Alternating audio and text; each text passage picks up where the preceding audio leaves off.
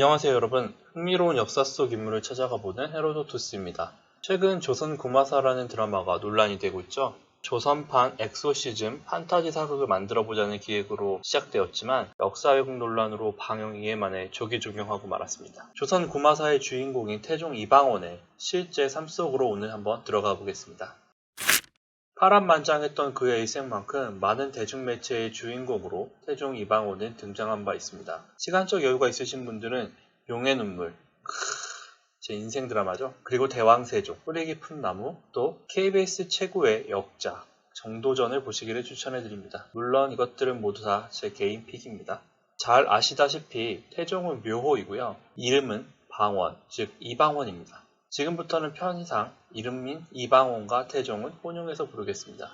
혼란했던 고려 말기인 1367년 이성계와 이성계의 첫 번째 부인이었던 신의왕후 사이에서 다섯 번째 아들로 태어납니다. 생모였던 신의왕후는 안타깝게도 세상을 일찍 떠났고 이성계는 두 번째 부인인 신덕왕후를 부인으로 맞이하게 되죠. 뒤에서 얘기하겠지만 생모의 죽음과 계모의 등장은 이방원의 일생에 새로운 국면을 맞이하게 됩니다. 이방원의 별명 중에 대표적인 것을 소개하면 킬방원, 칼방원 등이 있습니다. 조선을 건국하는 태조 이성계의 다섯 번째 아들로 왕위에 오르기까지 순탄하지 않았던 길을 걸었던 그는 숙청, 또 숙청, 또다시 숙청이라는 길을 걷게 됩니다. 오늘은 이 숙청이라는 키워드를 통해서 그의 삶을 한번 살펴보겠습니다.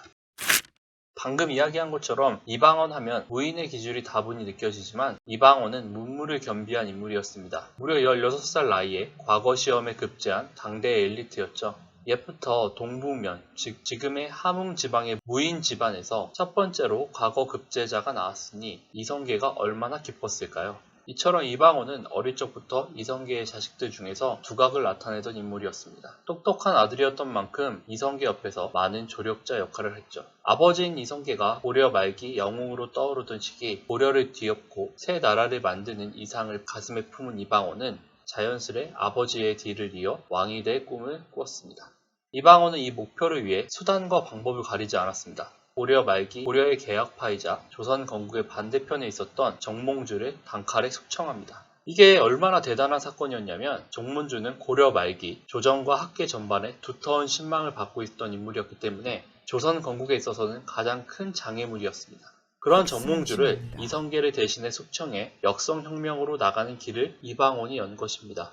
이성계는 이후 이방원의 도움으로 여러 차례 위험에서 무사히 벗어났고 1392년 결국 조선을 건국하는 창업자가 됩니다. 자연스레 조선 건국에 가장 공이 많았던 자신이 세자 자리를 물려받을 것을 기대했지만 신권 중심의 나라를 꿈꿨던 조선 개국의 핵심 인물 정도전과 그리고 이성계의 또 다른 부인인 신덕왕후와의 파워게임에서 패배하게 되었고 결국 세자 자리를 신덕왕후의 소생인 이방석에게 빼앗기게 됩니다. 이방원은 자신이 세자 자리를 책봉받아 왕위를 물려받는 것이 불가능하다고 판단하였고 1398년 무인년에 쿠데타를 일으켜 신덕왕후의 소생이었던 이복 동생들을 숙청하고 또 조선의 실권자였던 정도전을 마저 숙청합니다. 그리고 둘째 형이었던 이방과를 왕으로 홍립한 뒤 자신의 세자가 되죠. 피해 숙청은 여기서 끝날 것이라고 생각했지만 이성계의 넷째 아들이었던 이방간이 제2차 왕자의 난을 일으켜 다시 형제가 된 왕권 다툼이 발생합니다. 2차 왕자의 난도 이방원의 승리로 돌아가고 2차 왕자의 난에서 이방간의 편에 섰던 인물들은 대규모 숙청을 당하게 됩니다. 그래도 동복형인 이방간을 죽이지 않고 유배 보내고 그대로 둡니다. 이걸 인간미 있다고 해야 되나?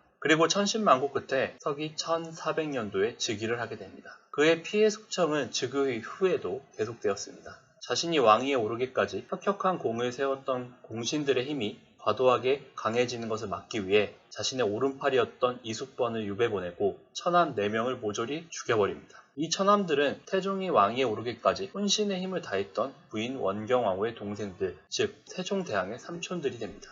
지금의 태종 이방원이 있기까지 모든 걸 바쳐온 처가 집안을 한마디로 박살을 낸 것입니다. 이때 원경왕후는 엄청난 배신감을 느끼고 큰 병을 얻었다고 합니다. 끈눈으로 가문의 몰락을 지켜봐야 했고 그런 태종을 죽는 날까지 보아야 했으니 그 심정이 어땠을까요? 태종은 세종에게 왕위를 양유한 뒤 명목상 상왕으로 남았지만 계속해서 숙청을 이어나갔습니다. 대표적인 사례가 바로 세종대왕의 장인이었던 시몬을 죽인 일인데요. 명나라로 사신으로 가 있던 시몬이 태종에 대한 불경죄를 저지르고 왕의 명령 없이 군사를 움직였다는 제목으로 사살을 시키게 됩니다. 아버지인 태종의 명이었는지 세종은 집권 이후에도 처가를 복권시키지 않았습니다. 거기다 시몬을 사살하라고 한 태종의 신하 유정현을 명의정에 임명하기까지 하죠. 왜 이렇게 태종이 사람을 많이 죽였는가에 대해서는 왕위에 오르기 위해서 왕권을 강화하는 것을 주요 목적으로 삼았기 때문에 태종의 숙청은 태종 개인의 성격이라기보다 정치적인 목표를 이루기 위한 수단이었을 거라는 해석이 많습니다. 태종의 주요 업적인 사병 혁파, 혹패법, 그리고 신문고 설치, 대마도 정벌 등도 다 같은 맥락의 왕권 강화 조치라고 볼 수 있습니다. 그러나 이유가 어찌됐든 다른 사람들보다 아버지인 태조 이성계 입장에서, 그리고 부인이었던 원경왕후 입장에서, 며느리였던 소원왕후 입장에서 태종의 피해 숙청은 상상하기 어려울 만큼의 고통을 안겨주었을 것이라는 생각이 듭니다. 다른 건 몰라도 가족 간은 사이좋게. 오늘은 조선 개국의 1등 공신이자 세종대왕 때의 안정화된 왕권의 기틀을 마련했다고 평가받는 태종의 일대기를 숙청이라는 키워드를 통해서 살펴보았습니다. 어떻게 유익하셨나요? 그러면 구독 부탁드립니다. 시청해주셔서 감사합니다.